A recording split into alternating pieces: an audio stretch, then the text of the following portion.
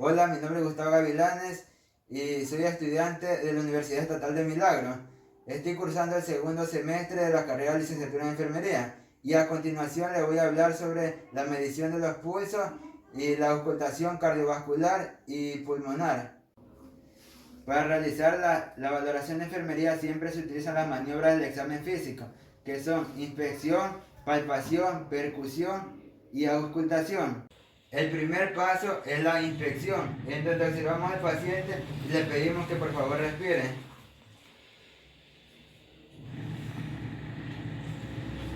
El segundo paso es la palpación, en donde vamos a hacer la medición de los pulsos. El raquial, después el braquial, el carotidio, el temporal, que se encuentra en la región temporal del cráneo, después el femoral, siguiendo el poplicio que se encuentra detrás de la rodilla,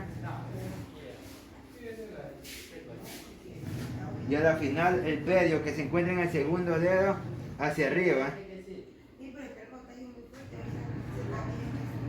El tercer paso es la percusión, en donde damos pequeños golpecitos para ver si hay algún tipo de dolor. El cuarto paso es la auscultación. Primero vamos a realizar la auscultación cardíaca con ayuda del estetoscopio.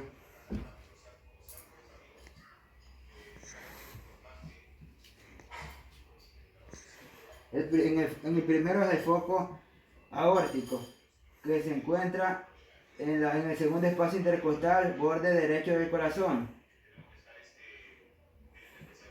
Después el foco pulmonar, que se encuentra en el segundo espacio intercostal, borde izquierdo del corazón. El foco tricuspide, que se encuentra en el borde izquierdo de la base del apéndice sifoide. Después el foco mitral, que se encuentra en el cuarto o quinto espacio intercostal, línea media clavicular.